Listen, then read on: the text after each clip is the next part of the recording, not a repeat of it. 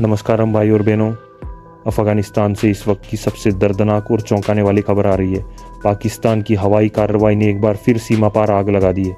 पाकिस्तान के लड़ाकू विमानों ने अफ़गानिस्तान के पक्तिका प्रांत में एयर स्ट्राइक की, जिसमें 8 स्थानीय क्रिकेट खिलाड़ियों और कई निर्दोष नागरिकों की मौत हो गई है। जी हाँ, वो खिलाड़ी जो कभी देश के लिए गेंद और बल्ला थामते थे, आज बमों की चपेट में आकर दुनिया से चले गए।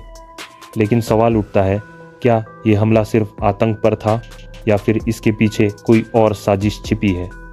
मैं हूं अमृत और आप देख रहे हैं डेडली रिएक्शन।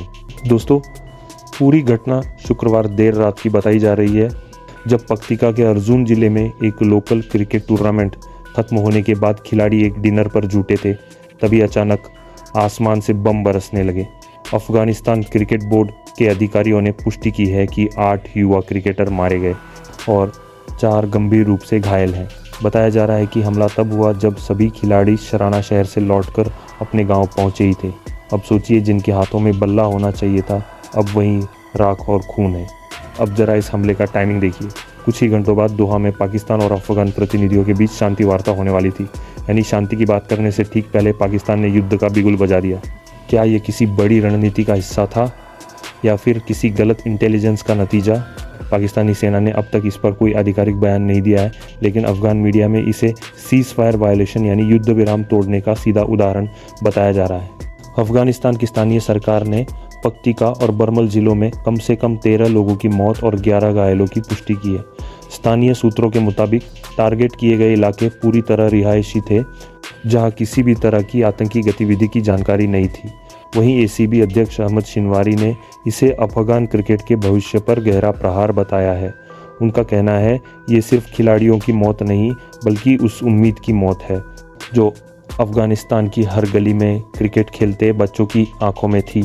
वहाँ से लेको अब बात करते हैं असर की।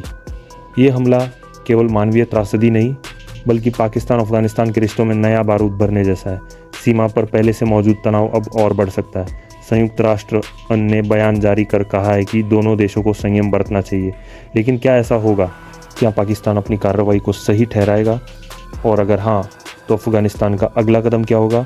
अब सवाल ये भी उठता है कि अंतर्राष्ट्रीय कानून इस पर क्या कहता है। 1949 जिनेवा कन्वेंशन के तहत किसी भी देश द्वारा रिहायशी इलाकों पर हमला वॉर क्राइम माना जाता है। यानी अगर ये साबित हो जाए कि हमला गैर लड़ाकू नागरिकों पर था, तो पाकिस्तान पर अंतर्राष्ट्रीय स्तर पर कार्रवाई संभव है।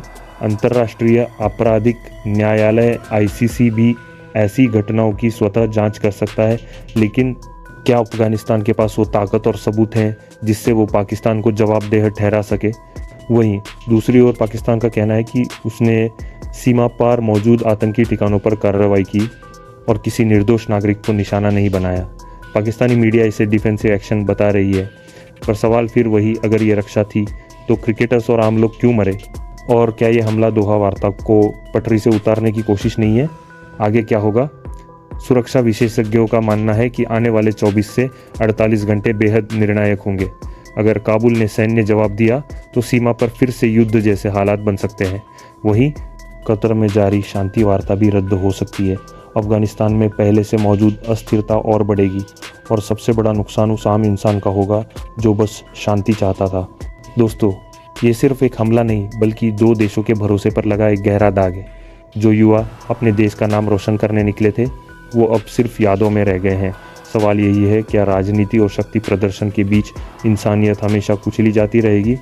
आपकी राय क्या है इस हमले पर? क्या पाकिस्तान को इसके लिए अंतर्राष्ट्रीय स्तर पर जवाब देना चाहिए? कमेंट बॉक्स में ज़रूर लिखें। मैं अमृत डेडली रिएक्शन चैनल से आपके विचार ज़रूर पढ़ूंगा। और हाँ, अगला अपडेट 12 घंटों के अंदर इसी मुद्दे पर आपको यही मिलेगा। जुड़े रहिए हमारे साथ। यह जानकारी उपलब्ध स्रोतों और आधिकारिक रिपोर्ट्स पर आधारित है।